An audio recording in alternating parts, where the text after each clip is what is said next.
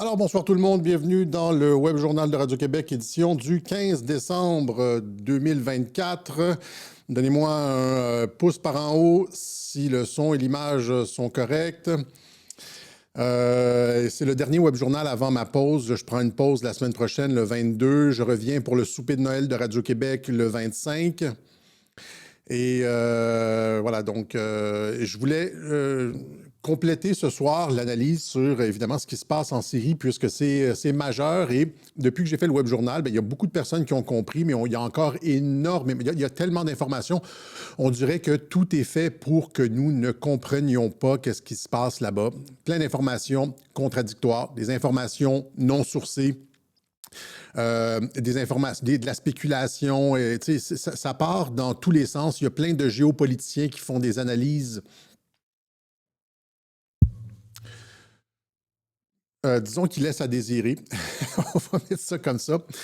Et ce qu'on va faire dans ce Web Journal-ci, c'est qu'on va faire en fait ce que Descartes a fait. On va retourner aux méditations métaphysiques de Descartes et on va s'appuyer sur sur la raison finalement pour comprendre qu'est-ce qui se passe, puisque les sens sont trompeurs. Donc, je fais une analogie ici, je ne veux pas être professoral et tout, le philo, blabla, mais il y a un parallèle ici entre ce qu'il dit dans la méthode, dans les méditations métaphysiques et l'événementiel. Quand on regarde l'événementiel, il y a 1 million d'informations contradictoires et il semble n'y avoir aucun sens dans les événements mondiaux.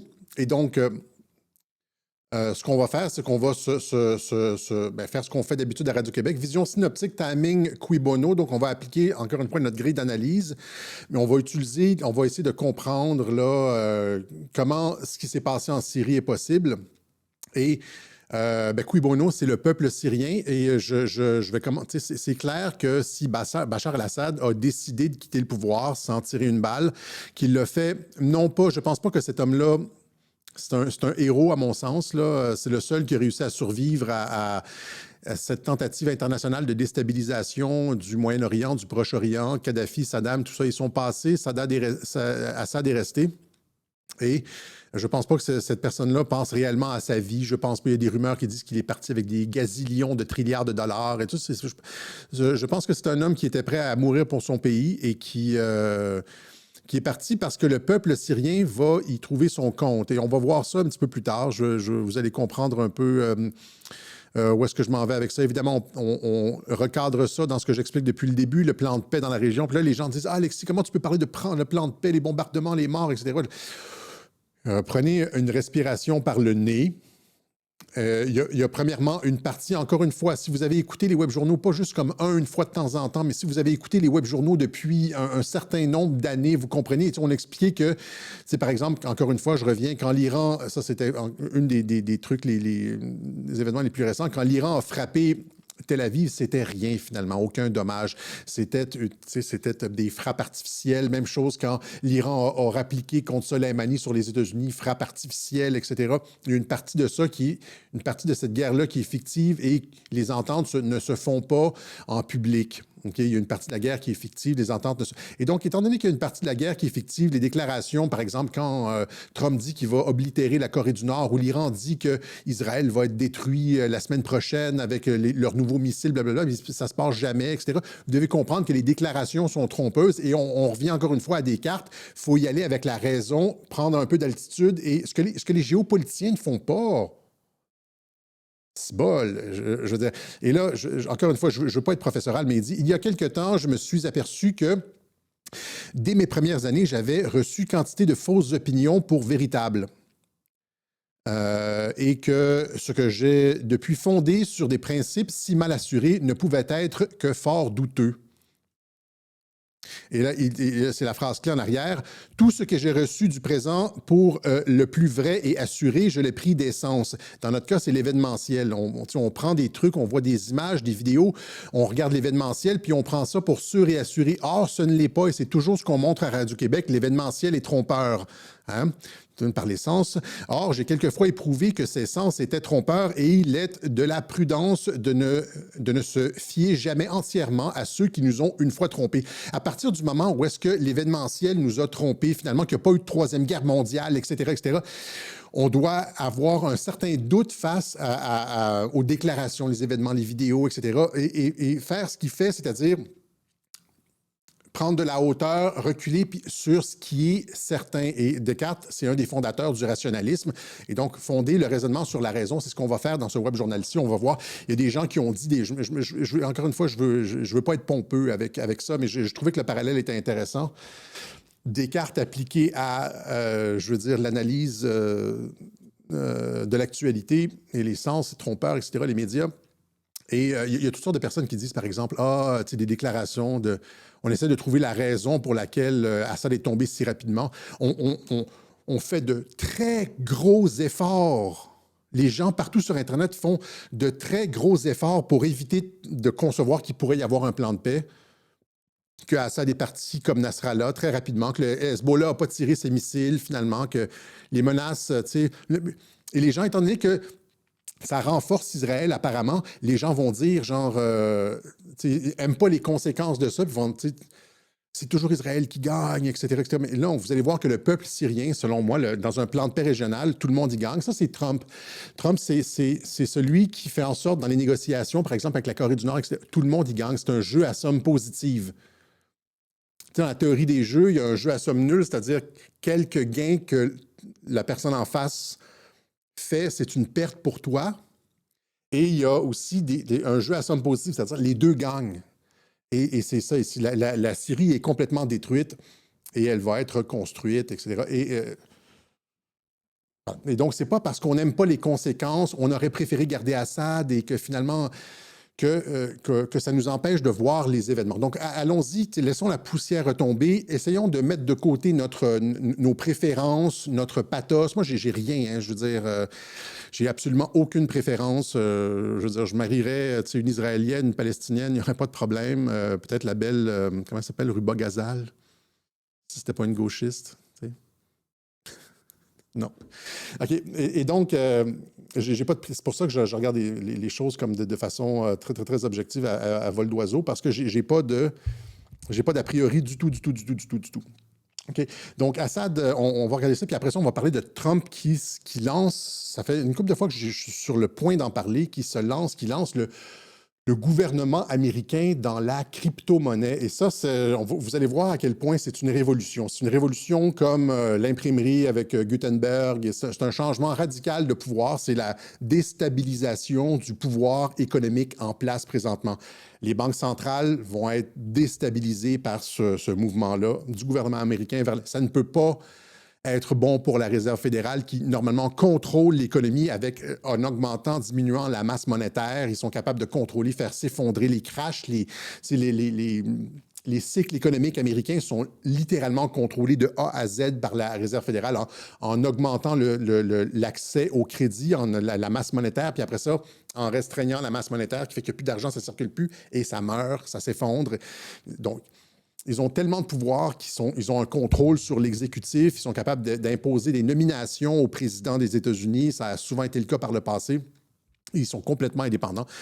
Et donc, ils régnaient en maître sur l'économie des États-Unis. Et finalement, calme-toi, Alexis, je suis parti en... Des fois, quand je parle, quand je pars trop vite, je suis... Donc, OK. Allons-y plus calmement. Donc, ça, il régnait en maître sur l'économie. Et là, la crypto, c'est le contraire de ça. C'est une force déstabilisatrice pour les banques centrales qui ont un contrôle absolu sur l'économie. Et Trump se lance là-dedans. Ça, c'est incroyable. Ça fait longtemps. Il a été à la conférence Bitcoin, etc., mais on va en parler un petit peu plus tard. Donc, les gens qui disent, revenons à Assad... Allons-y avec... parce que je veux terminer là-dessus. Une partie de Web Journal, c'était pas assez. Il fallait que je consacre un Web Journal là-dessus. Et j'espère que vous allez voir à la fin de mon raisonnement de ce Web Journal-ci que la seule interprétation qui vaille, c'est pas que les Russes ont abandonné Assad, c'est pas que l'Iran a abandonné Assad, c'est que le fait que l'armée ait abandonné Assad, c'est pas possible. Le fait que... Que la Turquie ait joué double jeu, qu'Assad se soit sauvé. Tout ça, c'est impossible. Il y a un ensemble de trucs qui sont impossibles et on va y aller graduellement pour finalement écarter toutes ces idées, à mon sens, complètement ridicules. Donc, Assad était le seul survivant un complot mondial pour déstabiliser la Syrie. Hein? Il y a des millions de combattants qui sont venus de partout dans le monde, de l'Asie, de l'Afrique, de l'Europe, pour combattre en Syrie, pour renverser le gouvernement Assad à partir de... les troubles ont commencé en 2010. En 2011, c'est devenu énorme. Les rebelles se sont même rendus jusqu'à la capitale Damas, ont pris une partie, la Ghouta, une partie des quartiers... à Damas, et le régime syrien a failli tomber à ce moment-là. Et c'est à ce moment-là que Vladimir Poutine, en 2015, est arrivé à l'ONU et a dit qu'il ne pouvait pas tolérer ça. Il a commencé à aider la Syrie. Les rebelles étaient organisés, c'est une coalition internationale, USA, France, Grande-Bretagne, Israël, Arabie Saoudite, Qatar, Turquie. Et vous voyez, donc, il y avait comme énormément de, je l'ai expliqué, là, de points communs entre l'État islamique et les rebelles modérés, etc. Donc voilà, c'est ça, de tous les dictateurs, entre guillemets. Ce qui est particulier, c'est que c'était des dictateurs socialistes qui étaient quand même aimés de leur peuple, malgré ce qu'on en dit, qui avaient beaucoup de réformes sociales et tout ça. Et Bachar el-Assad n'était pas différent. C'est pas du tout comme ce que les médias essayent de nous faire croire sur Bachar el-Assad. Il y a beaucoup de personnes, pas beaucoup de personnes, il y a quelques personnes qui m'ont dit « Tu comprends pas, Alexis, Assad, c'est un boucher, etc. » Non, c'est pas du tout un boucher. Assad, d'ailleurs, défendait les minorités dans son pays, les minorités chrétiennes. Assad, c'est un dentiste. Hein? C'était un dentiste à Londres qui avait une pratique très... il vivait calmement à Londres avec sa pratique son cabinet de dentiste. Et quand son père est mort, il a dû venir prendre les rênes du pays. Et c'est ça, vous voyez, donc ça, c'est les chrétiens qui célèbrent Assad parce qu'il défendait toutes les minorités en Syrie. Vous les voyez ici. Ça, c'est la femme de Bachar el-Assad qui rencontre des nonnes à Noël, etc. Il était reçu partout dans le monde jusqu'à temps qu'il s'oppose à un projet de pipeline. Assad avec Sarkozy, tout sourire. Assad avec la reine d'Angleterre, tout sourire. Assad avec le pape, etc., etc. Okay? Et donc, juste pour compléter ce que j'ai expliqué dans d'autres webjournaux, vous avez ici, quand je disais que j'ai retrouvé un article qui explique comment la CIA finançait des rebelles pour déstabiliser Assad, puis finalement, le Pentagone, lui, avait d'autres objectifs. Il y a donc cette espèce de guerre civile à l'intérieur des institutions américaines que j'explique. Le partie de bras de fer entre la NSA, c'est-à-dire les militaires, et la CIA, les civils, le renseignement civil. In Syria, militias armed by the Pentagon fight those armed by the CIA. En Syrie, les milices armées par le Pentagone combattent les milices armées par la CIA. Okay? Et Trump est arrivé finalement pour écraser les milices qui étaient financées par la CIA. Il est arrivé avec l'armée, puis ont écrasé les milices qui étaient l'État islamique, etc. Donc, ça, c'est comme mise en bouche.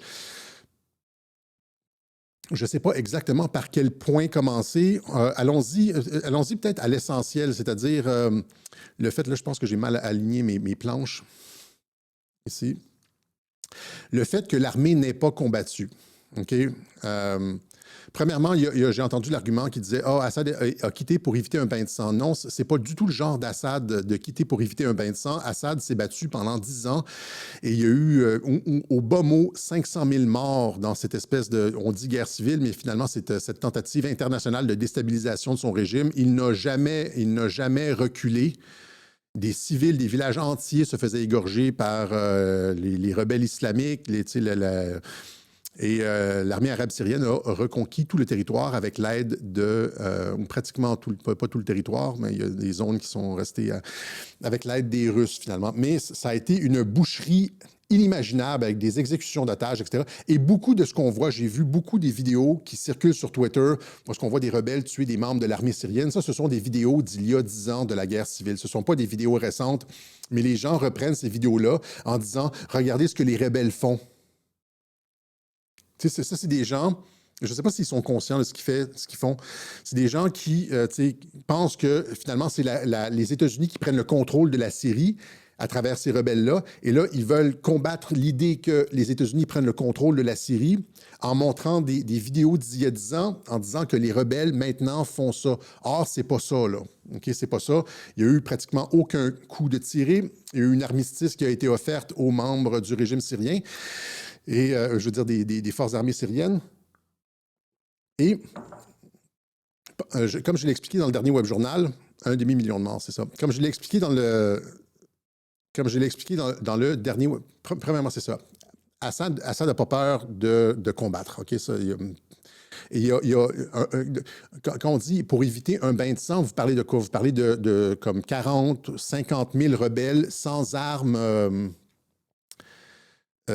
lourdes, sans chars, sans aviation, qui allaient causer un bain de sang contre une armée aguerrie qui avait gagné la guerre avec 220 000 hommes, des chars et de l'aviation appuyés par les Russes et les Iraniens. 50 000 personnes, je ne sais pas, il y a à peu près 100 000 Iraniens, ou il y avait à peu près 100 000 Iraniens en Syrie. Donc, une armée de... Quel bain de sang? Ça aurait été un bain de sang du côté des rebelles. Donc, le truc de Assad est parti pour éviter un bain de sang, c'est pas ça, là. On peut éviter ça tout de suite. C'est les rebelles qui étaient sous-numéraires, OK? Après, l'armée a décidé de ne pas se battre. Et là on aurait pu croire, il y a différentes théories, je l'ai expliqué la dernière fois, comme celui-là ici qui dit c'est le gouvernement qui nous a, j'en ai parlé la dernière fois, le gouvernement qui nous a ordonné de ne pas nous battre. Et là, il y a des gens qui disent, par exemple, tu sais, les Russes ont fait faux bond, ils ont pas donné le renseignement, ou et là, pensez-y, et les Russes et les Iraniens n'auraient pas averti les Syriens que ça s'en venait. Le renseignement militaire syrien n'aurait pas été au courant que ça s'en venait. Ils ont des avions, hein, ils ont des avions, des drones, ils ont des radars. Ils n'auraient rien vu de ça. Et quand les rebelles se seraient... le point que j'essaie de faire, c'est que on pourrait comprendre que l'armée refuse de se battre, par exemple, dans une région, à Alep. Et là, les rebelles prennent Alep rapidement, facilement. Un déserteur, il soudoie un général, puis ils prennent la ville. Mais là, c'est pas juste ça, là. C'est pas juste un général. Après ça, ils sont descendus, Hama, Homs et la capitale. Et dans chacune de ces villes-là, il y a des divisions blindées qui sont fidèles au régime. Par exemple, comment comprendre des divisions de la garde républicaine fidèles au régime qui sont là pour défendre le régime ba'athiste, là? Par exemple, la division du frère de Bachar el-Assad, hein, qui, on le voit ici, division de Maher al-Assad, qui est un dirigeant de en fait, il y a de la garde républicaine. La garde républicaine syrienne, il y a deux unités. Il y en a une unité, je ne sais pas c'est laquelle, puis l'autre unité, c'est l'unité du frère du président, Maher al-Assad. Et la fonction de la 4e division blindée syrienne, que contrôle le frère du président, c'est la protection du régime. Cette unité-là de division de tanks est basée à Damas pour protéger le régime. Cette division-là n'a pas tiré un coup de canon. Les rebelles sont rentrés à Damas. Ils sont arrivés aux portes de Damas. Je regardais samedi, il y a 2 semaines, la semaine dernière, je regardais la nouvelle. Les rebelles sont arrivés aux portes de Damas. Et genre 1 heure après, l'autre nouvelle, c'était Assad quitte. Il n'y a pas eu aucune balle de tirée, c'est-à-dire que le frère du président l'aurait trahi lui aussi. Vous comprenez? C'est-à-dire que, sachant tout... Vous comprenez? C'est complètement ridicule. Si vous réfléchissez à ça, c'est-à-dire que les forces les plus loyales du régime, les forces, la garde républicaine de la famille Assad auraient décidé de ne pas combattre. Tu sais, et pas juste celle-là, il y en a d'autres, des forces d'élite qui ont combattu. Moi, je les ai suivis quand je vous ai dit que j'ai suivi pendant à peu près 5 ans la guerre en Syrie, à raison de 3, 4, 5 heures par jour. Bien, il y a cette force ici, les forces du Tigre, la 25e division blindée des missions des forces spéciales, dirigée par ce gars-là ici, Souhail al-Hassan. Je ne sais pas si vous connaissez ceux qui ont suivi le conflit en Syrie. C'est des durs à cuire qui ont repris les plus grosses. C'était toujours le fer de lance de toutes les offensives du régime. Ils ont repris Ils ont repris, perdu et repris la ville de Palmyre. Ils ont eu des milliers de pertes. Ils ont repris aussi, c'est eux qui ont pris la ville d'Alep dans le nord. Ils ont pris Palmyre et Alep. Ils ont arraché ça à l'État islamique. C'est des gens qui n'ont peur de rien dans la tradition arabe, de le genre, tu sais, on n'a pas peur de mourir, là. Et donc, ce gars-là aussi, finalement, Al-Hassan, je me rappelle de lui, hein, il m'avait marqué avec sa casquette, Souhail Al-Hassan. Lui aussi aurait trahi le régime. Pensez-y là, à quel point ça devient ridicule, finalement, tous ces trucs, disant que un général aurait pu trahir à Alep, par exemple, mais Hama, Homs et finalement Damas. Et quand tu vois, par exemple, que Alep tombe, là, normalement, puis le général a trahi, si tu es le régime Al-Assad, tu vois que Alep est tombé parce qu'un général a trahi, bien là, tout de suite, tu es en état d'alerte, genre trahison, coup d'État, etc. Là, c'est les coups de fil qui se passent, etc. Puis tu t'assures que c'est bien le commandant que qui est à Hama. Mais là, Hama, encore une fois, haute trahison à Hama, c'est ça que vous dites, là, haute trahison, une autre trahison à Hama, puis après ça, une autre trahison à Homs quand il descendait, alors que ce sont, si vous regardez bien, là, ce sont, et c'est pas juste les meilleures forces du régime Assad qui auraient trahi, ça aurait été le Hezbollah et les Iraniens. Parce que, si vous regardez ici, vous avez la carte de l'intervention iranienne durant le conflit civil et où sont placées les forces iraniennes en Syrie. J'ai encerclé en rouge pour vous ici les endroits où sont placées les forces iraniennes et les endroits qui ont été pris par les rebelles. Donc, vous avez Alep dans le nord. Après ça, vous avez Hama, vous avez Homs et vous avez Damas. Donc, ce n'est pas seulement que les forces spéciales du gouvernement Assad étaient placées à ces endroits-là et que la garde républicaine aussi était située notamment à Damas et à d'autres endroits, mais il y avait le Hezbollah et les Iraniens. Et ils ont tous laissé tomber Bachar el-Assad. Alors, vous voyez bien que c'est complètement ridicule. On va revenir à l'Iran un peu plus tard, mais le frère du président, tout le monde... c'est que je place ça en début de Web Journal pour que les gens comprennent qu'il s'agit d'une décision à l'intérieur du camp syrien. Quand le soldat ici dit « on nous a ordonné de ne pas nous battre », c'est ça qui explique qu'ils ont pris en une journée Alep, le lendemain Hama, le lendemain Homs et le surlendemain, finalement, la capitale, ou 3 jours plus tard, la capitale. Juste le temps de rouler avec les camions jusqu'à la capitale sans aucune... Une division blindée aurait complètement oblitéré ces rebelles-là. Une division, ils n'ont pas d'équipement lourd. Tu as un camion avec des troupes, tu tires un obus sur le camion, en tout cas... et donc, j'essaie de vous expliquer que c'est une décision à l'interne de la Syrie. Ça a été une décision interne. Et les gens qui disent « Ah, la Russie a oublié de ci, de ça, et la Turquie a joué double jeu, etc. » Non!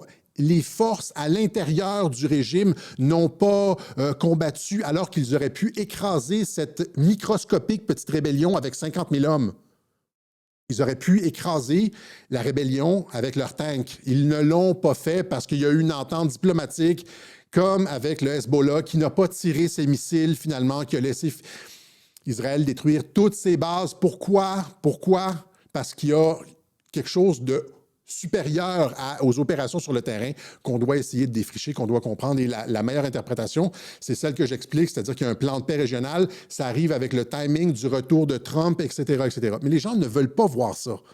Et ils font beaucoup d'efforts pour trouver des explications totalement alambiquées. Tu sais, c'est comme l'ingénierie allemande, là, ou comme une espèce de laboratoire de savants fous là, avec des trucs, des tubes qui passent partout là, pour essayer d'expliquer comment le gouvernement Assad aurait pu tomber, les Russes auraient laissé... C'est de la géopolitique de pacotille. Le fait est que le frère du président, les forces spéciales, les Iraniens, le Hezbollah n'ont pas combattu pour une raison. Et Assad est parti, pas parce que c'est un peureux qui voulait sauver sa vie. Ce gars-là aurait certainement voulu mourir pour son pays, était certainement prêt à mourir pour son pays. Puis je crois qu'il le dit dans plusieurs entrevues, je suis prêt à mourir pour mon pays. Il le fait essentiellement pour le bien du peuple syrien, parce que lui, dans sa tête, Assad, a compris que son peuple allait y gagner au change. Et là, c'est pas à vous, à moi, d'essayer de dire genre, tu sais, ça n'a pas d'allure. Il a pris la décision en fonction du meilleur intérêt de son peuple de quitter. Et il a ordonné à son armée de ne pas se battre. Des gens qui n'ont pas peur de la mort. Lui n'a pas peur de la mort. Ses généraux n'ont pas peur de la mort. Et ils n'ont finalement pas combattu parce que le peuple syrien, il gagne à court terme, à moyen terme. On s'entend-tu? Et là, allons-y avec quelques-unes des autres planches. Mais les gens ne veulent pas voir ça. C'est ça qui me... Tu sais, ils sont incapables de voir ça. C'est comme... en tout cas, je vais arrêter de... par exemple, la Russie. On dit que la Russie a laissé tomber son allié, etc. Imaginez, encore une fois, imaginez alors que la Russie essaye d'émerger comme une alternative au monde occidental. C'est ça que la trame de fond ici de toute la stratégie de la Russie, c'est que les Occidentaux ne respectent pas leurs paroles, sont pas fiables. C'est ça, hein? Quand Poutine, quand il parle de ses interventions, c'est les gens du camp d'en face ne sont pas fiables, ils racontent n'importe quoi. Tu peux signer des traités avec ces gens-là et ils vont te planter des coups de couteau dans le dos. C'est ça, les Occidentaux. Ça, c'est la position de Poutine. Et donc, Poutine essaie de se présenter comme une alternative à ça, quelqu'un de crédible qui construit des alliances solides. Et là, il aurait laissé tomber son allié de longue date dans un conflit qui aurait mené à la chute de son allié. Qu'est-ce que ça implique? Ça impliquerait une perte de crédibilité diplomatique et militaire pour la Russie, hein, au moment où la Russie essaie de s'imposer comme une alternative fiable et crédible sur la scène internationale. Pensez si la Russie avait eu vent de ça et n'avait pas averti Assad, c'est sûr qu'ils ont eu vent de ça. C'est sûr qu'ils ont eu vent de ça et c'est sûr qu'ils l'ont communiqué à Assad. Mais admettons qu'ils ne l'avaient pas communiqué à Assad. Hein, et qu'il n'était pas intervenu, de toute façon, qu'il n'était pas intervenu en sa faveur. Mais là, encore une fois, je m'auto-objecte, là. Pourquoi intervenir en faveur d'Assad si Assad a déjà pris la décision de ne pas combattre? La Russie n'a rien à faire. Si Assad a dit à ses troupes, on dépose les armes, on se rend, ouvrez les défenses, ils peuvent rentrer dans la ville. Non. La Russie ne peut pas aller contre ça. Mais c'est pas juste qu'elle ne peut pas aller contre ça, c'est qu'elle fait probablement partie du réseau diplomatique qui est en train de régler le problème du Proche-Orient, du Moyen-Orient. OK? Donc, mais ça impliquerait une perte de crédibilité totale pour des alliés comme l'Iran et la Chine. Si la Russie avait laissé tomber un allié comme celui-là. Hein? Elle perdrait aussi, comme je l'ai dit la dernière fois, accès à sa seule base navale dans la Méditerranée. Et ça, c'est un peu comme si les Américains perdaient accès du canal de Panama. Vous comprenez? C'est comme si les bateaux américains n'avaient plus accès au canal de Panama. C'est certain qu'ils interviendraient tout de suite. C'est d'une importance stratégique.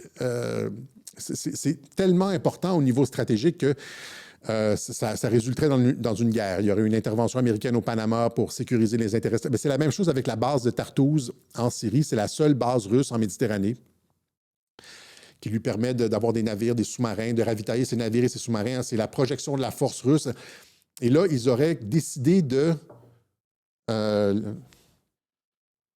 faire trahir leur allié, perdre cette base navale-là.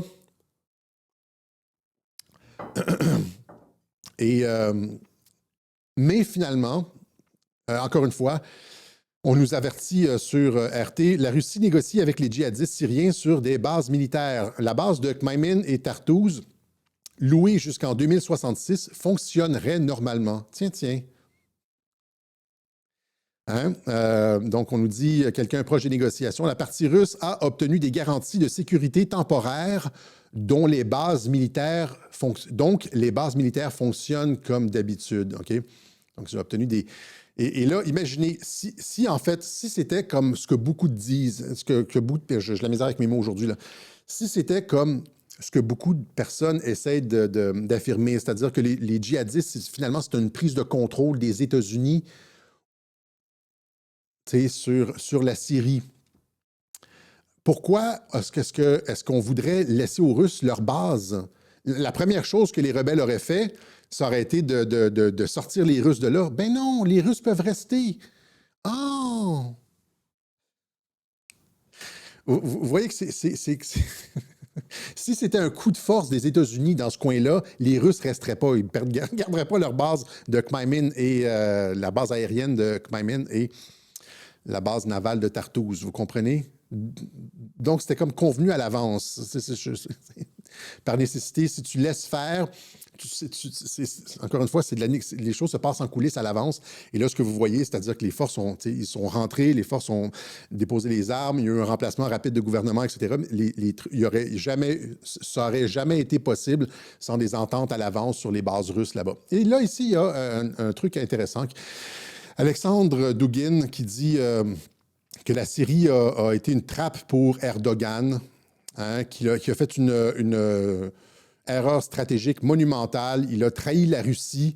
Et là, il essaie de faire passer l'inaction apparente de la Russie sur Erdogan. Évidemment, ça, c'est de la désinformation de guerre. On aime bien Dugin, on a beaucoup de compassion pour sa fille qui a été assassinée, mais ici, il nous bourre. C'est de la bullshit intégrale. Parce que quand on comprend ce que le rôle de la Turquie, que la Turquie joue depuis au moins 10 ans dans la région, on voit que un truc comme ça est impossible. La Turquie, qui est parmi une des plus grosses destinations pour les investissements russes, jamais la Turquie aurait fait quelque chose comme ça qui aurait pu résulter dans la perte des bases russes dans la Méditerranée. Si la Turquie avait fait ce que Dugin dit, là, un coup de bas à la Russie serait devenue instantanément un ennemi de la Turquie. La Russie aurait perdu ses bases en Syrie, etc. Ça aurait été désastreux pour la Turquie et ce n'est pas du tout le rôle que la Turquie joue dans cette région. La Turquie joue un rôle d'équilibre, exactement comme le rôle qui est prêché par Dominique de Villepin pour la France. La stratégie de Erdogan. On me dit que je prononce mal Erdogan, le D se prononce pas, mais c'est Erdogan, c'est en québécois. Erdogan, avec double N-E, Erdogan. C'est comme ça qu'on l'appelle à Radio-Québec, de toute façon. Le truc, c'est que Erdogan joue une stratégie d'équilibre entre les États-Unis et la Russie. Et il se propose aussi comme négociateur entre l'Ukraine et la Russie, donc entre les États-Unis et la Russie, etc. Il joue une position, il est sur, comment je pourrais dire, il joue le rôle de balance, exactement comme De Gaulle, comme la position gaulliste sur les relations internationales. C'est-à-dire, on prend pas, on est ouvert à l'URSS, on n'est pas trop, on est entre les États-Unis et l'URSS, on joue le rôle de balancier. Cette position-là est articulée par Dominique de Villepin, l'ancien premier ministre français ces temps-ci. Si vous comprenez la position de Villepin, vous comprenez la position de la Turquie. Et donc, la Turquie n'a pas fait faux bond à ça. Premièrement, elle n'a pratiquement rien à gagner. Elle aurait tout à perdre. Elle perdrait la Russie en tant qu'alliée. Et ça, elle aussi, sa crédibilité internationale, etc., etc. Donc, on est content, Alexandre Dugin, de tes propos, mais tu nous bullshit ici et c'est pas à ton honneur. OK? Donc, ça, c'était pour la Russie. L'Iran, maintenant aussi. Hein, on nous dit que l'Iran ne serait pas intervenu non plus pour protéger son allié principal dans la région, s'isolant davantage. Hein? L'Iran n'aurait rien vu et les forces iraniennes n'auraient pas combattu. Comme les divisions de la garde républicaine syrienne, les forces iraniennes n'auraient rien dit. C'est étrange, cette espèce de volonté de ne pas se battre. Hein? L'Iran aurait abandonné son principal allié dans la région, s'isolant davantage et se plaçant en situation de vulnérabilité. Alors que l'Iran avait commis genre à peu près 100 000 troupes parmi ses meilleures troupes. Ils avaient subi des pertes énormes lors de la guerre en Syrie. Hein?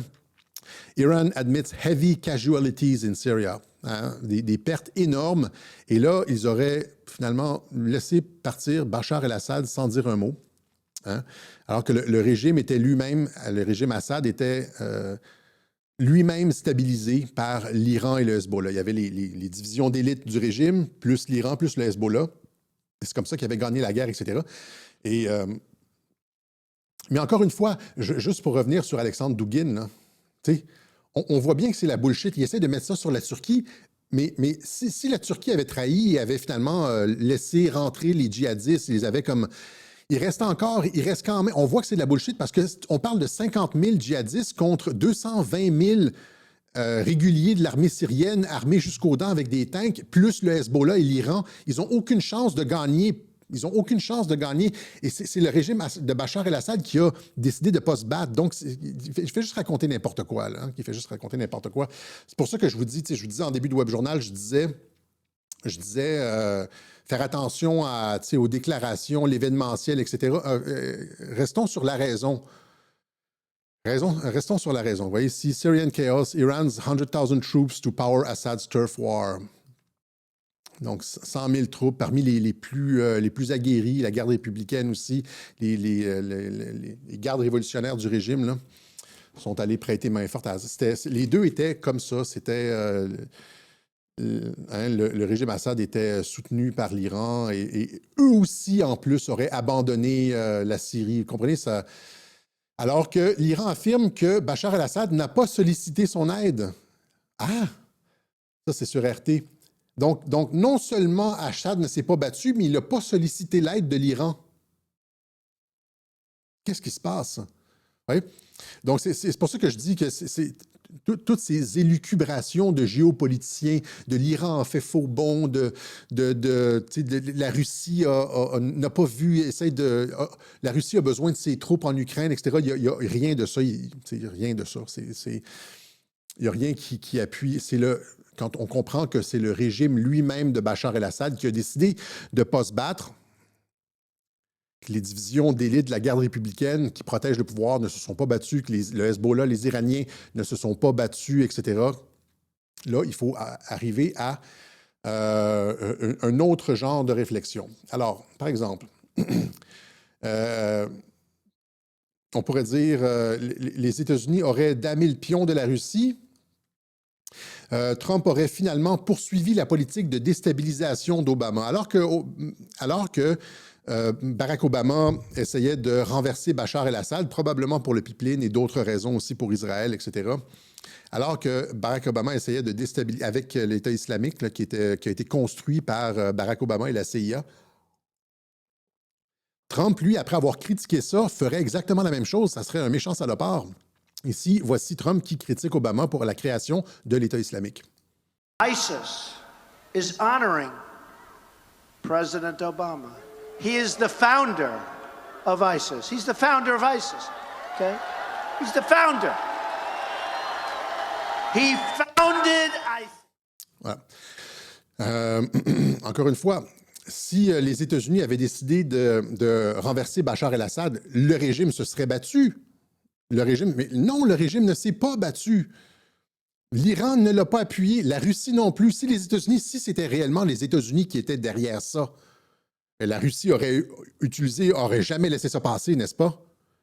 Si les États-Unis étaient comme derrière ce coup, la Russie serait immédiatement intervenue pour sauver ses bases avec l'Iran, etc. Il y aurait eu les meilleures unités du régime se seraient battues pour défendre le pays. Mais non.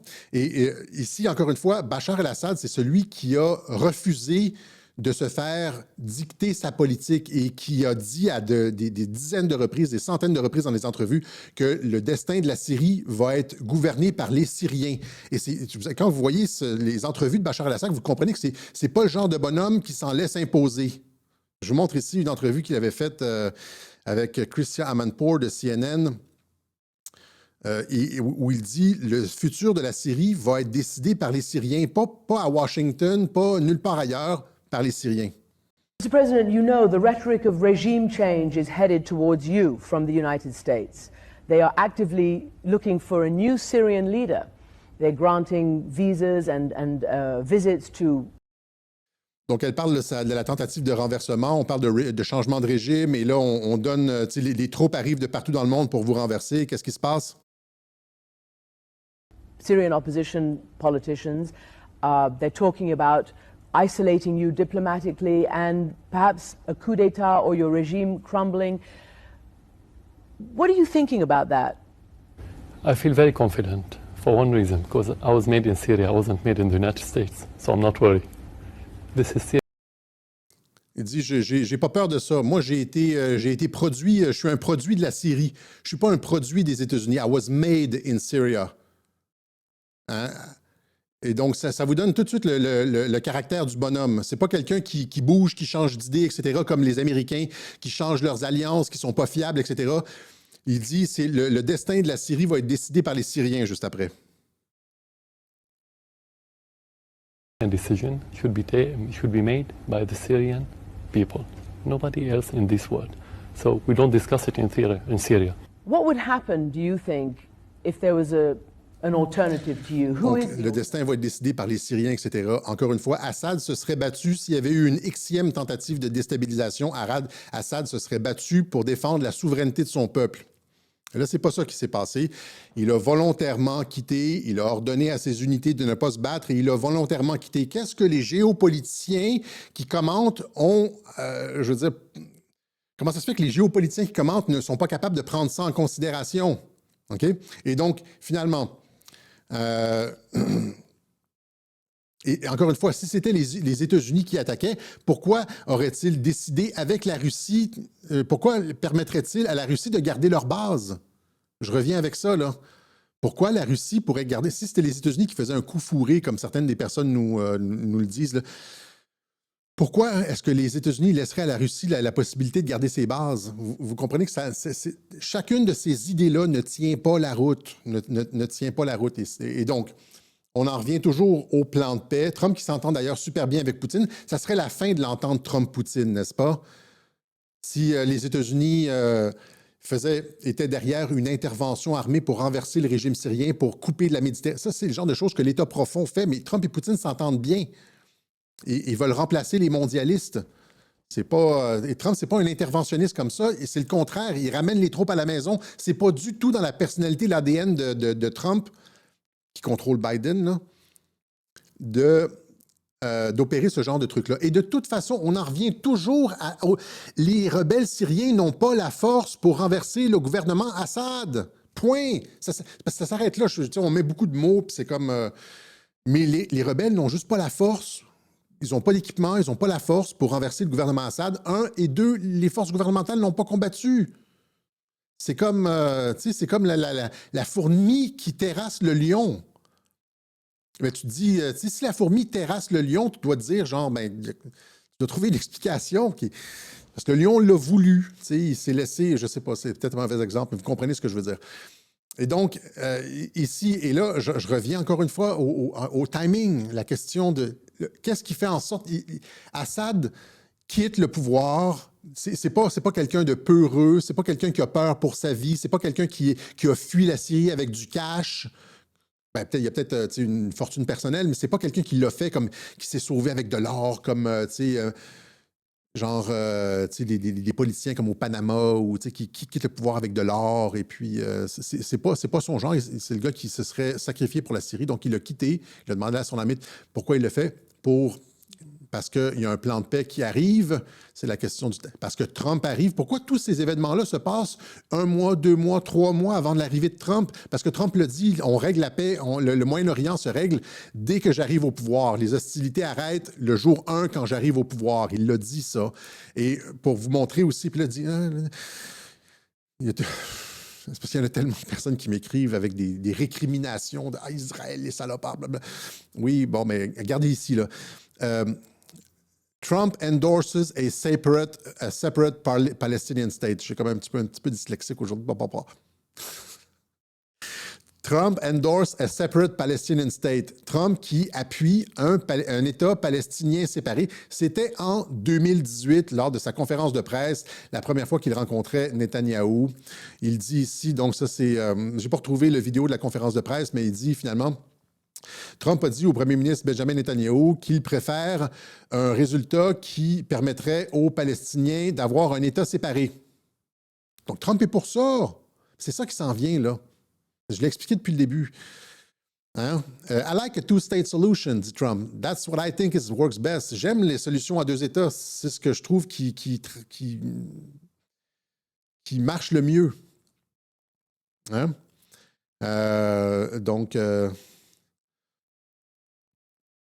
il dit qu'il allait appuyer la situation en deux États si les deux parties des négociations appuyaient ça. Mercredi, Trump a étendu sa préférence pour une solution à deux États en observant que d'un côté, c'est difficile parce qu'il s'agit de territoire, de real estate, là, de terrain. C'est un real estate deal. Hein? Mais c'est mieux parce que tu permets aux gens de se gouverner eux-mêmes, etc., etc. Donc, ça, c'était en 2018. Trump était déjà en faveur de l'État palestinien. Vladimir Poutine était en faveur de l'État palestinien. Il a dit que c'était ce qui fonctionnait le mieux. Donc, et Trump et Poutine sont sur la même longueur d'onde de l'État palestinien. Il le répète ici. Trump promises to bring lasting peace to a tumultuous Middle East, but fixing it won't be easy. Ça, c'était juste après son élection. Il a promis qu'il allait ramener la paix à la région. Pourquoi les gens ne voient pas ça dans le cadre de Trump revient? Les géopoliticiens de pacotille, ils ne sont pas capables de prendre compte du timing. Et là, ici, ça, c'était quand ça? Le 10 décembre, il y a 5 jours. Times of Israel, Trump's Middle East advisor says a path to Palestinian state is the key to Israeli Saudi ties. C'est exactement ce que je dis depuis l'année dernière, depuis l'attaque du 7 octobre. Les Saoudiens vont défendre l'idée d'un État palestinien, une solution à deux États avec un État autonome palestinien. Et ça, c'est le porte-parole de Trump pour le Moyen-Orient qui le dit. Hein? Trump's Middle East advisor says path to Palestinian state is key to Israel-Saudi ties. L'Arabie saoudite, je l'explique depuis le début, les négociations avec l'Arabie saoudite, Mahmoud Abbas avait donné ses revendications à l'Arabie saoudite qui négociait. Il restait juste le problème du Hamas qu'il fallait détruire. Oui, il fallait détruire le Hamas, alors que...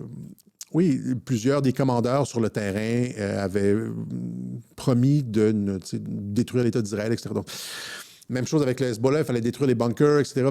Pour avoir une solution à deux États, une baisse des tensions dans la région, il fallait détruire l'infrastructure comme pointée vers Israël et puis tout ça, genre. Donc, ça ici, c'est après l'attentat, Mahmoud Abbas qui écrit une lettre à Donald Trump lui disant nous sommes préoccupés par votre sécurité, ce qui se passe aux États-Unis, etc. Et Trump qui répond Mahmoud, so nice, thank you, everything will be good, best wishes.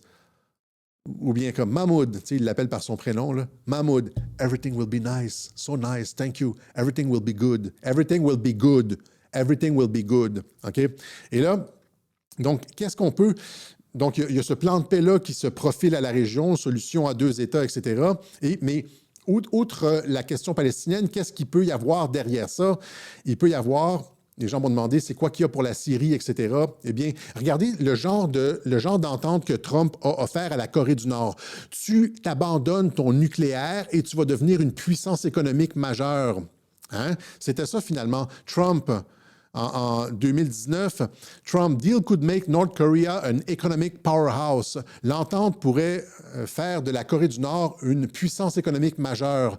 Pourquoi ça n'a pas été signé à l'époque? Eh bien, parce qu'il y a la pause, etc. On était dans la COVID, la pandémie et tout. C'était pas le moment, mais tout va coïncider avec le retour de Trump. J'ai montré les coupures d'écran lors du dernier Web Journal où est-ce que les négociations avec la Corée du Nord reprennent, etc. Ils vont signer tout en même temps. Ça va être un boom ce printemps, un boom pour la paix. Hein? Trump qui dit ici, BBC, Trump, North Korea could be great power without nuclear weapons. Hein? Il dit, North Korea, la Corée du Nord pourrait devenir une des grandes puissances économiques du monde si elle renonce aux armes nucléaires, dit le président Trump.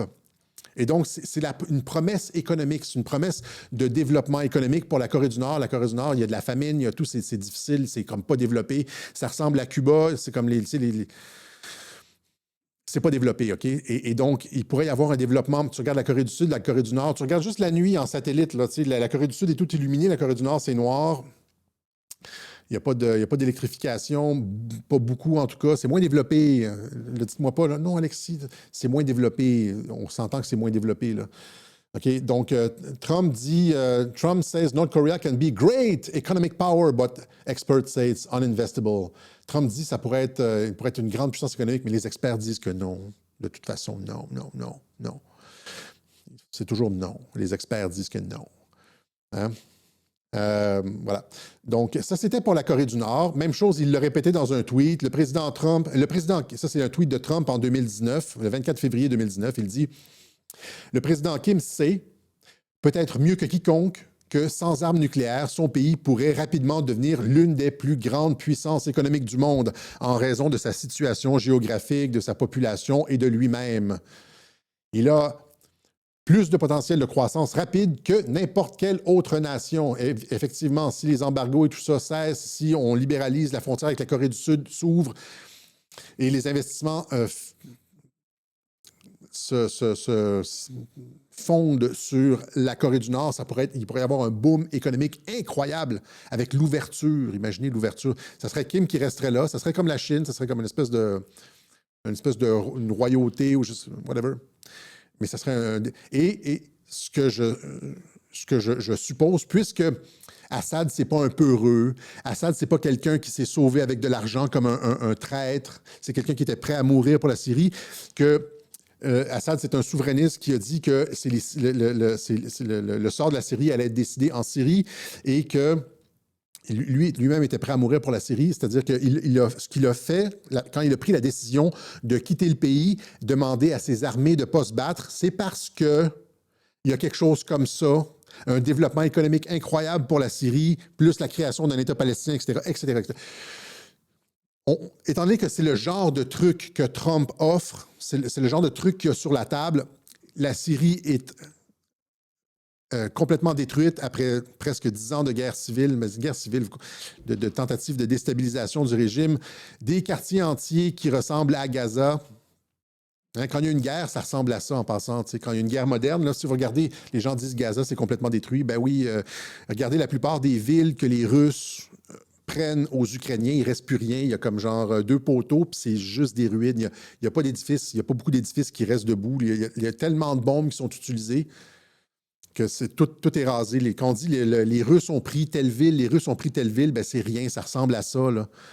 Ça ressemble à ça. C'est comme ça la guerre moderne. Il y a beaucoup d'endroits en Syrie qui sont comme ça. Ils reconstruisent, mais c'est lent. Et là, on peut voir l'intérêt de centaines de gazillions de dollars qui vont comme aller pour la reconstruction de la Syrie, pour le peuple syrien, etc. Et donc, moi, je suis persuadé que, connaissant le personnage de Bachar el-Assad, qu'il a pris cette décision-là parce que c'est la meilleure décision pour le peuple syrien. Et étant donné que le peuple syrien qui a été affligé depuis si longtemps allait y gagner énormément là-dedans, que les Palestiniens allaient avoir leur État, etc., que son sacrifice, c'était rien. Il aurait pu mourir pour la Syrie, mais là, il se sacrifie pour la Syrie parce que c'est la meilleure chose pour son peuple. Et les autres géopoliticiens qui parlent de ces choses-là, c'est comme s'ils impliquaient que Bachar el-Assad était un traître, un salaud, un opportuniste, que l'armée syrienne était des pleutres qui se battent pas, puis qui, c'est comme ils comprennent pas, là, qu'est-ce qui s'est passé.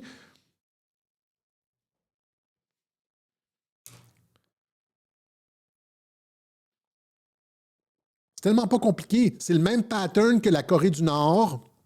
Là, c'est la Syrie. Oui, les gens disent pourquoi Bachar devait partir, etc. Je ne le sais pas. On sait pas.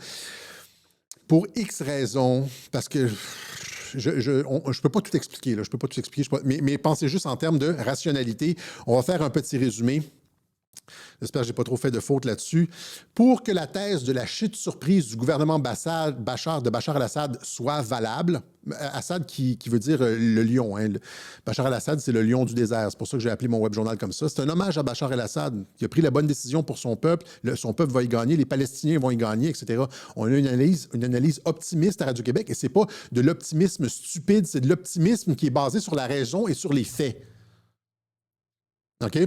Donc, pour que la thèse de tous les 100% des autres géopoliticiens tienne la route, il faudrait que la Syrie ait été abandonnée par tous ses alliés historiques, simultanément. Tous les alliés historiques de la Russie, de la Syrie, auraient abandonné la Syrie simultanément. C'est-à-dire, les Russes auraient merdé et les Iraniens. C'est-à-dire, comment est-ce possible que et les Russes, si les Russes font ça, on s'entend, si les Russes font ça, ils perdent de la crédibilité internationale parce qu'ils abandonnent leurs alliés. Finalement, ils ne sont pas fiables diplomatiquement, comme j'ai dit en début de Web Journal. Eux, les Iraniens se seraient dit, ouais, les Russes, hein, c'est comme des salopards. Mais parce qu'ils ne seraient pas intervenus. Les Iraniens auraient dit, bon, ben nous autres, on va intervenir, puis on va se battre. Puis... Mais non, les Iraniens aussi n'interviennent pas. Puis après ça, là t'es Bachar el-Assad. Puis là, les Russes n'interviennent pas, puis les Iraniens t'abandonnent. Là, tu te dis, bon, au moins, il me reste l'armée arabe syrienne, une des forces les plus compétentes de la région, aguerrie avec des super commandeurs de forces de la garde républicaine, des unités de tanks qui ont battu à plat de couture l'État islamique à Palmyre, à Alep, dans les quartiers de la Ghouta. On a des commandeurs expérimentés comme personne au Moyen-Orient. Au moins, on peut se fier à l'armée arabe syrienne. Ouf! On pensait qu'on avait été abandonné. Ben non! L'armée arabe syrienne aussi, genre, abandonne. Ils ne se battent pas dans le nord, à Alep, ils ne se battent pas à Hama, ils ne se battent pas à Homs. Puis là, tu te dis, merde, au moins j'ai mon frère et l'autre, Al-Hassan, Souheil Al-Hassan, sur qui je peux compter. Non. Non. Ton frère aussi t'abandonne. L'intelligence militaire n'a pas vu venir l'offensive, aussi ça. Ton frère t'abandonne. Les unités les plus loyalistes du régime n'ont pas tiré une balle. Imaginez pour que tous les autres géopoliticiens aient raison, là. Imaginez la séquence d'événements impossibles. Hein? Il faut que donc Assad ait aussi ignoré les avertissements de ses alliés, que ses troupes n'aient pas combattu, que la totalité de l'armée, y compris la garde républicaine, ait trahi le président alors qu'ils sont contre une force plus petite, alors que ce sont des nationalistes qui sont prêts à mourir pour leur pays. Tu sais, comme je dis, dans la tradition arabe, de la mort, c'est comme une glorification. Et là, ils auraient perdu l'honneur. Tous ces autres géopoliticiens qui commentent sur la série sont en train de nous dire que l'armée syrienne a été déshonorée, qu'ils ont eu peur de mourir, qu'ils ont trahi leur serment, qu'ils ont... Imaginez pour un Arabe ce que ça veut dire, ça. Qu'est-ce que vous êtes en train de dire, bande de cruches?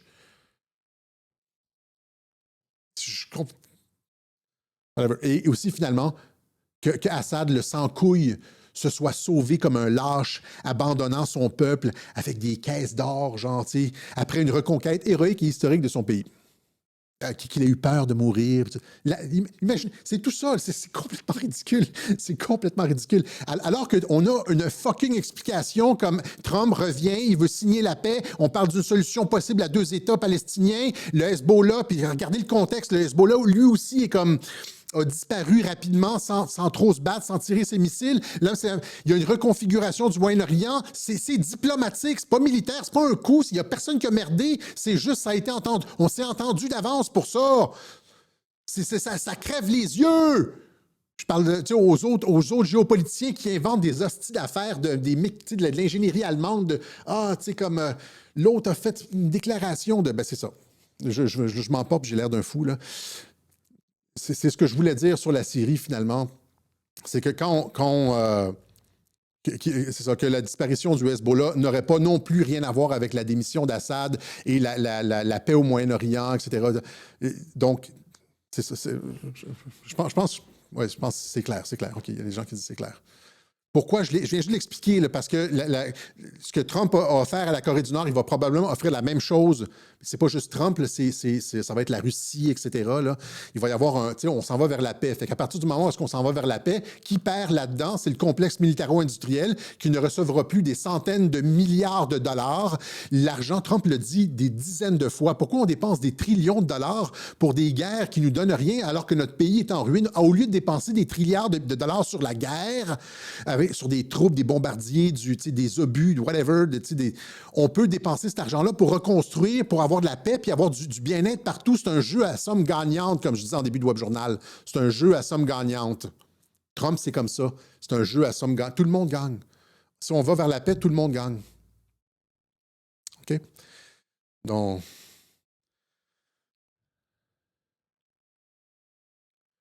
En fait, je ne suis pas top shape. Non, je ne suis pas top shape. Les gens disent... Je suis juste comme... J'arrive même pas quand je lis des analyses, des fois, de géopoliticiens qui sortent des trucs. Je dis, as-tu réellement réfléchi aux mots qui sortent de ta bouche? Là, tu comprends que ce que tu es en train de dire, c'est que Bachar est ainsi, que l'armée syrienne est comme ça, as-tu compris les implications de ce que tu dis, les implications diplomatiques? Qu'est-ce qu'il faudrait, pour ce que tu dis soit vrai, là, qu'est-ce qu'il faudrait qui soit arrivé réellement. Là. Et on dirait en tout cas, je m'emporte pour rien. Là, OK. Les cryptos explosent, exactement. Non, je n'ai pas pris de pills. Je suis à jeun depuis 2018. La dernière fois que j'ai bu de l'alcool, c'était en 2018. Je prends du miel de Manuka avant mes webjournaux. Ça me donne de l'énergie. Souvent, ce qui m'énerve, ouais, c'est vrai que ouais. Ce qui m'énerve, c'est les positions de ceux qui sont... Les positions défendues par les experts, qui sont complètement ridicules. Comme pour la COVID. Ce qu'on entend présentement sur la Syrie, c'est comme les élucubrations d'experts et de médecins de plateau sur la COVID, les masques, les vaccins, etc. C'est toutes des hosties de cornichons. C'est pour ça que je m'emporte. Je m'emporte maintenant comme je m'emportais en 2020 quand j'écoutais Arruda, quand j'écoutais les experts de plateau, Diane Lamarre, etc., Karine Lacombe, raconter des singeries. Ça me met hors de moi. OK? Ben c'est ça, voilà. Et je m'excuse pour le débordement. Maintenant, on va juste terminer avec ça ici. Trump crypto, Trump rapidement comme ça. Trump qui...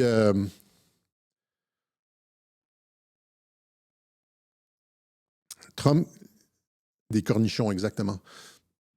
Trump qui a dit, là, ça fait plusieurs fois, là, Trump qui se lance dans la crypto, Trump qui lance les États-Unis dans la crypto, OK? Trump qui s'est rendu à l'événement de Bitcoin, OK? C'était, je ne l'ai pas ici, merde, où est-ce que je l'ai mis? Ah, tu vois ici, Trump appealing to Bitcoin fans, vows US will be crypto capital of the planet. Trump qui appelle aux fans de Bitcoin, qui fait un appel aux fans de Bitcoin, dit que les États-Unis vont devenir la capitale crypto de la planète. Pensez à ça, c'est révolutionnaire. Ça, c'est aussi révolutionnaire que la paix au Proche-Orient, la paix au Moyen-Orient, etc. On s'en va vers un monde qu'on n'aurait jamais pu imaginer. C'est comme je l'ai déjà dit, c'est comme par exemple, après la Deuxième Guerre mondiale, le monde a complètement changé, genre en 46-47, c'est comme complètement différent. Même chose avec, je veux dire, la chute du mur de Berlin, etc. On s'en va vers quelque chose de complètement différent parce que pensez aux implications de ça, la crypto. C'est dit, les États-Unis vont devenir la capitale crypto du monde. C'est la fin des banques centrales. C'est la fin des banques centrales. Trump says the US is going to do something great with crypto. Ça, c'était il y a 2-3 jours. C'était le 12 décembre, il y a 3 jours. Trump dit que les États-Unis vont faire quelque chose de fantastique avec la crypto. Je vous montre le clip. You're embracing crypto, very different from the previous administration. Strategic Petroleum Reserve like for crypto? Yeah, I think so. We're going to do something great with crypto because we don't want China or anybody else, and not just China, but others are embracing it, and we want to be the head. Donc, il dit, la Chine se lance dans la crypto. Il y a d'autres pays aussi qui font la crypto. Je pense qu'il y a El Salvador, où est-ce que la crypto, le Bitcoin, est rendu une monnaie qu'on peut utiliser dans les magasins, etc. Et il dit, on ne va pas laisser la Chine remporter la crypto. Nous autres aussi, on va remporter la course à la crypto. Nous autres aussi, on va embarquer dans la course à la crypto. On va devenir... il a été à la conférence de crypto, la conférence du Bitcoin Conference. Ça, c'était durant la campagne. J'en ai pas parlé, mais c'était durant la campagne. Je pense que RFK Junior aussi est allé à cette conférence-là. J'aurais dû avoir l'image. Fuck that, on va laisser faire ça. Et il le dit ici, pas juste, donc il ne fait pas juste des annonces sur la crypto, sur le Bitcoin, etc. Son fils a dit que le Bitcoin allait frapper le 1 million de dollars par Bitcoin. Et donc, ceux qui ont investi là-dedans vont comme faire une fortune. Mais il n'y a pas que l'investissement. C'est ça que je veux essayer de vous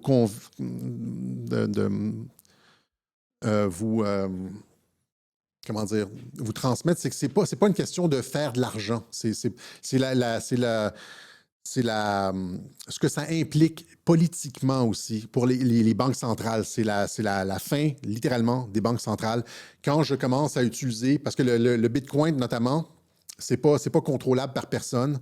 Et quand je t'envoie, par exemple, si je paye...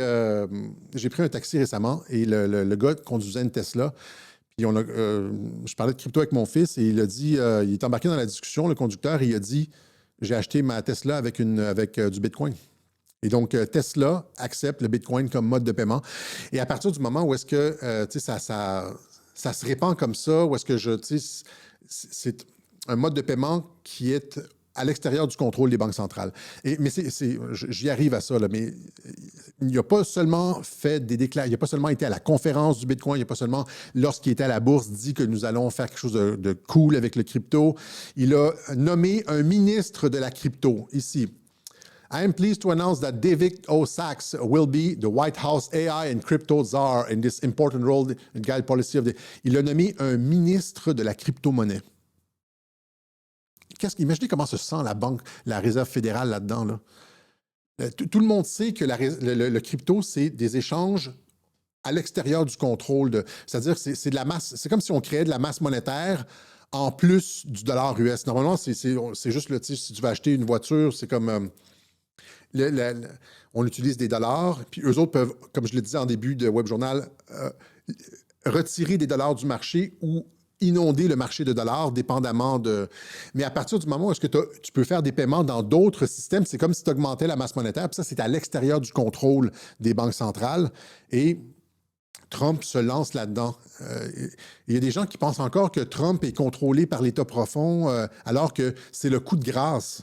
Il y a et le retour à l'or, qui va probablement revenir. Il a fait des déclarations dans ce sens-là, qu'il voulait avoir une indexation à l'or, etc. J'aurais dû sortir les clips. Donc, il y a et le retour à l'or et le fait qu'il se lance dans la crypto. Ici, Trump says US is going to do something great. C'est ça, donc ministre création. Et là, je voulais juste terminer là-dessus. Parce qu'on va probablement en reparler à Radio-Québec de la crypto. Là, c'est tellement révolutionnaire comme approche. Là, c'est le gouvernement qui s'en mêle. Avant, c'était juste des individus, surtout orientés techno un peu. Quelques investisseurs qui se lançaient là-dedans. Mais là, c'est le gouvernement américain qui dit qu'il va créer une réserve fédérale, une réserve stratégique de Bitcoin. Donc, le gouvernement fédéral va commencer à accumuler du Bitcoin comme une réserve de Bitcoin. Et ça va faire monter le prix du Bitcoin automatiquement. Quand le fils de Trump, Eric Trump, dit que le Bitcoin va monter à 1 million, bien à partir du moment où Trump arrive au pouvoir puis le gouvernement américain achète tout le Bitcoin disponible, il y a un nombre limité de Bitcoin. Il y a 21 millions de Bitcoin disponibles. Si le gouvernement américain achète, par exemple, 1 million ou 2 millions de Bitcoin, et le met dans sa réserve fédérale, bien, il y en a moins disponible sur le marché, le prix va monter, l'offre et la demande, etc. Donc, ça va faire monter le Bitcoin. Mais c'est pas autant mon propos, c'est pas un propos d'investissement qu'un propos de révolution. Ce qui est en train de se passer au niveau économique, ça ressemble à, par exemple, lorsque Gutenberg a inventé l'imprimerie. Suivez-moi là. Envoyez-moi pas je déparle, je suis stressé. Là. Envoyez-moi pas des trucs disant que l'imprimerie existait en Chine, etc. Prenez l'exemple que je donne puis essayez de comprendre l'idée derrière ça. Regardez pas le doigt quand je pointe la lune, etc. Donc, avant l'imprimerie, c'était des copistes qui transcrivaient les livres. Et donc, le nombre de livres était limité. Les gens ne savaient pas lire et on n'avait pas accès à la connaissance, parce que ça prenait du temps de transcrire un livre. Il fallait comme une personne, je ne sais pas, comme plusieurs semaines pour transcrire un livre. Mais à partir du moment où est-ce que Gutenberg est arrivé avec l'imprimerie, on imprime des livres facilement et ça démocratise. Donc, quelque chose qui était détenu par l'élite, qui était l'apanage des gens qui savaient lire, qui avaient le savoir, qui contrôlaient le savoir. Et à partir du moment où on contrôle le savoir, on peut contrôler les masses. À partir du moment où est-ce que Gutenberg est arrivé, bien, ce savoir-là s'est démocratisé. Même chose avec les médias sociaux. À la fin du 20e siècle, les médias traditionnels avaient c'était encore une fois une petite caste qui contrôlait la technologie et l'information. Et là, on est arrivé avec les cellulaires, les réseaux sociaux, etc. Et Elon Musk nous a dit, nous sommes les médias maintenant. Donc, il y a eu le même genre de choses. Les médias qui contrôlent qui contrôlaient l'information, qui avaient de l'équipement, des caméras à 100 000 des camions à 1 million, des sets, des plateaux de télévision à 3, 4, 5 millions de dollars, se font bouffer complètement par des Joe Rogan dans son salon essentiellement, des Radio-Québec, des petites entreprises qui sont capables de faire plus de vues que les derniers webjournaux qu'on fait. On a plus de vues que le téléjournal de Radio-Canada. Et donc, encore une fois, c'est l'élite qui contrôlait l'information se fait damer le pion par une massification avec les les médias sociaux. Nous sommes devenus le média. C'est comme Gutenberg, vous comprenez, c'est comme avec l'imprimerie. Même chose avec, par exemple, les forces armées à l'époque de la Révolution française et américaine. C'était le roi qui contrôlait des forces de mercenaires, un nombre fixe de mercenaires, etc. Mais les révolutionnaires américains et français sont arrivés avec le concept de la nation en armes. J'ai déjà expliqué le principe. Et ils ont été capables de défaire les rois, les principautés, etc., avec la massification, c'est-à-dire... c'était plus genre... à partir du moment où est-ce que tout homme peut devenir soldat, les 300 mousquetaires du prince de Hesse ne font pas le poids contre les 5000 citoyens en armes. C'est le même principe qui est à l'œuvre ici. Même chose avec la technologie, la guerre. On se dirigeait avec la technologie vers un futur très, très, très, très noir, avec la robotisation des forces armées, avec l'intelligence artificielle. On l'a vu avec le programme Lavender israélien, qui détermine les cibles, etc., les drones automatisés, tout ça. J'avais lu ça dans les années 90. Alvin et Heidi Toffler, je pense, le futur de la guerre, c'était des trucs, des drones, un futur robotisé, déshumanisé de guerre, etc. Mais on a contourné ça en déclenchant une guerre de 5e génération et en mettant de l'avant le citoyen, le soldat digital, le citoyen avec son clavier qui est capable de finalement combattre l'establishment et tout ça. Donc, on les a pris, encore une fois, on a contourné le contrôle d'une élite sur la technologie, on a massifié ça avec la population. Et là, c'est la même chose, vous comprenez le principe, là? C'est la même chose. C'est ce qui va se passer avec le système bancaire. Présentement, la création monétaire et tout ça était contrôlé par le système bancaire, les banques, depuis la création de la Banque d'Angleterre avec les Rothschild, etc. Ils avaient le monopole de la création, de l'émission de masse monétaire. La Banque des règlements internationaux, la Réserve fédérale, etc. Et donc, c'était une petite élite qui contrôlait l'économie, la création monétaire et tout ça. Je ne me rappelle pas c'est qui disait, je pense que c'est Henry Ford qui disait, si la population savait comment la banque crée de l'argent, il y aurait une révolution demain matin. Eh bien là, il se passe la même chose avec la crypto, c'est-à-dire qu'il n'y a pas seulement le Bitcoin, mais il y a des dizaines, des centaines d'autres monnaies qui arrivent. Il y a le Bitcoin, il y a l'Ethereum, il y a le Solana, il y a toutes sortes de coins, de monnaies qui émergent maintenant et qui sont échangeables sur des sites comme Instacoin, Kraken, etc. Et on peut payer, on peut s'échanger cet argent-là, etc. Et ça échappe complètement au contrôle. C'est complètement hors contrôle là, du système bancaire international. Donc, si vous prenez l'exemple de Gutenberg, etc., les médias et tout ça, présentement, un des derniers bastions du contrôle de l'élite internationale sur le peuple, c'est la création monétaire et il est en train de se passer en économie exactement ce qui s'est passé dans tous les autres domaines, c'est-à-dire que nous allons devenir nos propres banques. Avec le Bitcoin, nous allons devenir on n'aura plus besoin d'utiliser les banques. J'espère que je ne vais pas me faire tuer pour ça. Là. Généralement, les gens qui défient le système n'ont pas une espérance de vie très longue, mais vous comprenez le principe. C'est-à-dire, à partir du moment où tu vas avoir ton app, là, tu vas être toi-même ta propre banque. Tu peux toi-même créer une nouvelle monnaie. Là, sur les cryptos, là, tout le monde peut créer une monnaie. C'est pas facile, là, mais c'est comme tout le monde peut créer une monnaie qui s'échange, qui se transige, etc. Tu sais, la Hawk Tuah Girl, là, elle a créé elle-même son coin. Ça a monté, ça a descendu rapidement, etc. On peut perdre beaucoup d'argent, on peut en gagner beaucoup aussi. Ça peut aller 100 fois en quelques semaines. Et c'est très, très, très volatile. Mais c'est pas encore une fois mon propos. Mon propos, c'est que les banques perdent le contrôle de le monopole de la création monétaire et des échanges entre les personnes. Vous comprenez ça? Et donc, les révolutions dont j'ai parlé, qui se sont passées dans tous les autres domaines, elles se passent présentement dans le système bancaire avec la révolution crypto. Et avant, c'était comme petit, mais là, les États-Unis embarquent là-dedans. Trump embarque là-dedans. Ça ne peut pas être bon. Et là, je vais terminer là-dessus, vous ne pourrez jamais trouver une déclaration de guerre aussi flagrante contre l'establishment. Tout le monde sait, là, c'est les banquiers internationaux, tous les complotistes nous le disent. Tous les complotistes nous le disent que c'est les banquiers internationaux, les Rothschild, etc. C'est comme... Et là, Trump, ça, c'est une déclaration de guerre absolue contre le système bancaire international en disant « Nous allons investir dans la crypto. Fuck le dollar américain. Nous allons investir dans la crypto. » Bien, pas fuck, là. il a fait des déclarations sur le dollar, mais je pense que c'est de la fanfaronnade.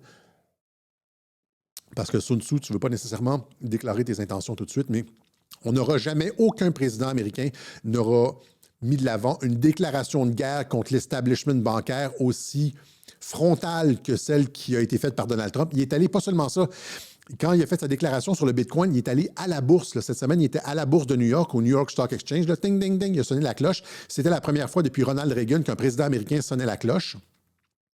Et il a fait sur le parquet, devant toutes les firmes d'investissement, les banques, etc., il leur a dit « Nous allons embarquer dans la crypto ».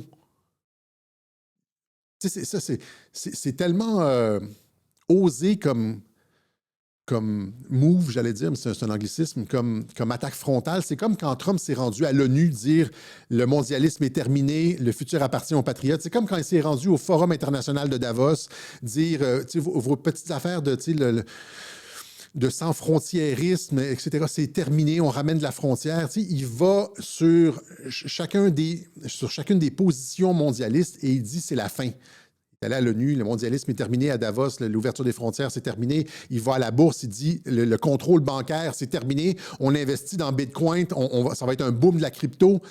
Il déclare la guerre à l'establishment partout où il va. OK? Je ne sais pas si je l'ai bien expliqué, ce truc-là, une petite élite contrôle un domaine essentiel de la société, et là, il se passe quelque chose, et là, finalement, l'élite perd le contrôle, et il y a une massification, une démocratisation d'un domaine. La lecture, les médias, dans le militaire, et là, c'est l'aspect bancaire. Les banques ne pourront pas contrôler ça. Et les États-Unis s'en vont là-dedans. C'est la fin du système bancaire international, comme on le connaît.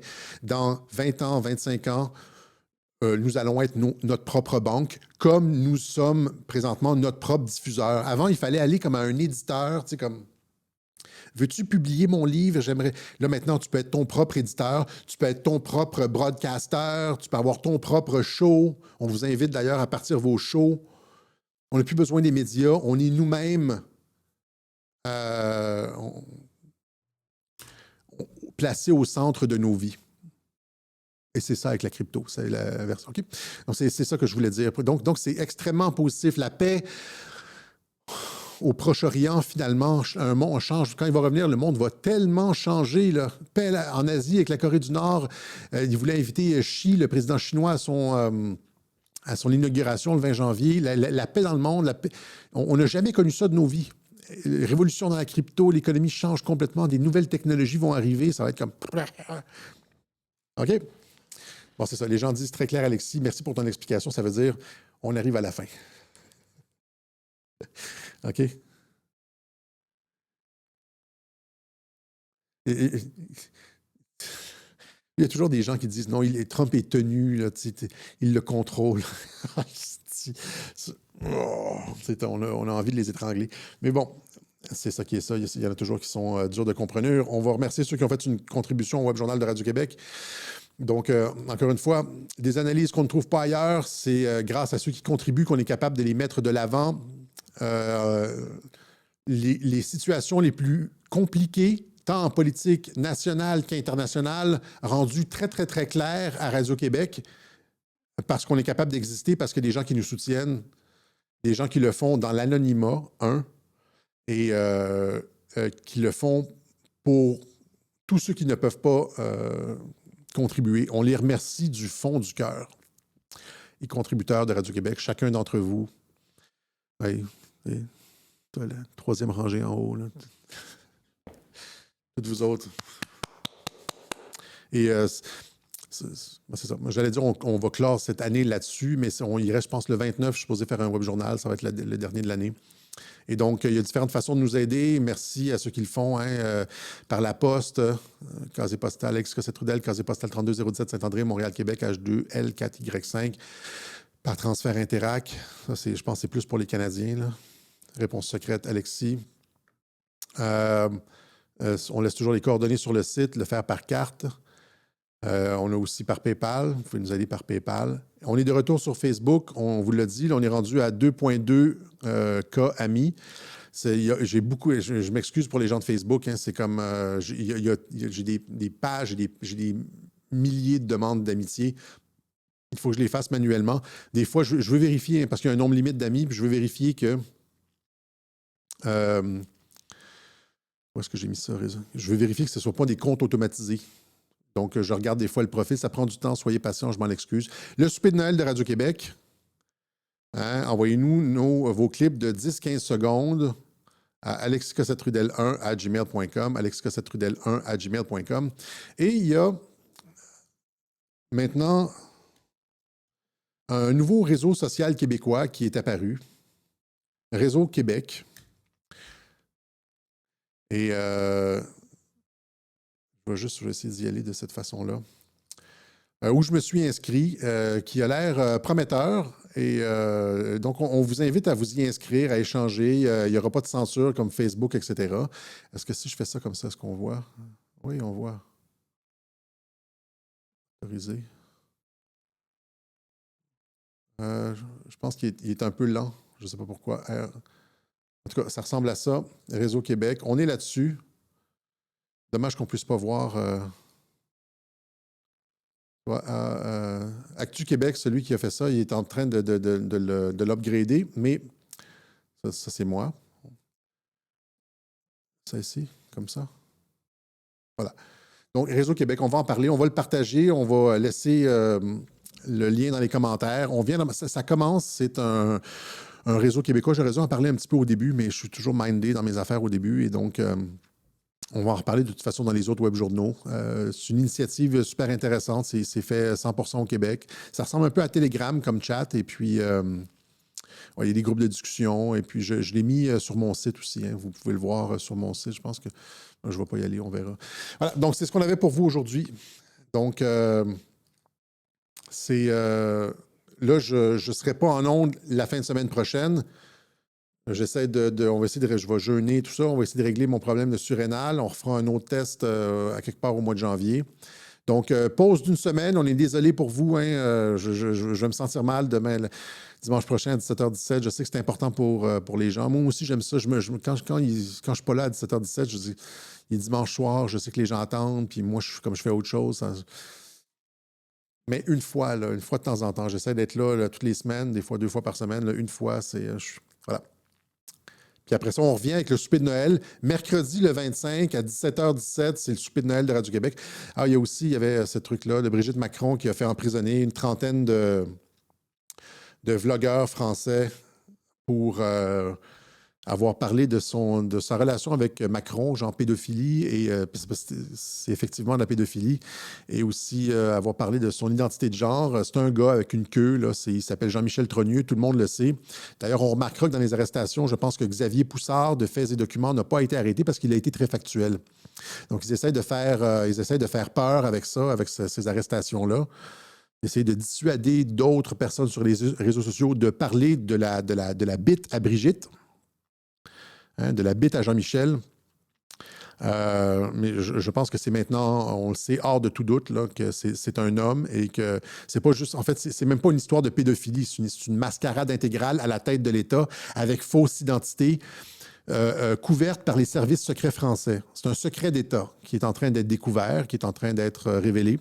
Et c'est pour ça qu'ils frappent sur les réseaux sociaux, pour faire peur et faire taire les gens qui en parlent. Mais on est au Canada ici. C'est une des raisons pour laquelle je n'irai malheureusement pas en France tant que Macron sera au pouvoir. Parce qu'ils font ça. Ils arrêtent Pavlov, Durov, en tout cas Durov, le gars de Telegram. J'ai de la misère avec les noms en ligne, là, mais oui, ils font ça, le gouvernement français. Ils arrêtent les personnes qui partagent l'information. Ils ont une stratégie de guerre informationnelle, eux aussi. Voilà. Donc, en tout cas, solidarité avec ceux qui se sont fait arrêter, même s'il y a des personnes avec qui je suis complètement en désaccord là-dedans. Hein? C'est une tentative d'intimidation de la part du régime Macron. Ce n'est pas le gouvernement Macron, c'est le régime Macron. Hein? Honte à eux. Et comme la COVID, on espère que ces gens-là, éventuellement, quand la bite à Brigitte, la bite à Jean-Michel sera révélée au grand public, eh bien, ces gens-là seront finalement perçus comme des héros qui ont fait l'objet d'une répression du régime. Voilà. C'est ce qu'on avait pour vous aujourd'hui. Merci encore une fois à tous ceux qui contribuent, qui nous aident. Et puis, on se donne rendez-vous dans 10 jours. C'est 10 Days of Darkness, 10 jours de noirceur. On ne sera pas sur les réseaux sociaux. Attendez-nous pas sur les réseaux sociaux. On se retrouve à 17h17 le 25 décembre pour le souper de Noël de Radio-Québec. Envoyez vos clips, si ce n'est pas déjà fait, à alexcossetrudel1@gmail.com, 10-15 secondes. C'est beau? Non, la crypto, c'est pas de la fraude. Si quelqu'un dit la crypto, c'est de la fraude, c'est pas de la fraude. Tu ne comprends pas comment ça fonctionne. Je ne comprends juste pas comment ça fonctionne. Et de toute façon, maintenant, il va y avoir un ministre de la crypto au gouvernement américain. Vous voyez l'ampleur que ça prend. Voilà, c'est une révolution. OK. On se donne rendez-vous le 29 décembre pour le prochain Web Journal, mais le 25 décembre, le jour de Noël, le 25 décembre, pour le souper de Noël de Radio-Québec. Salut la gang!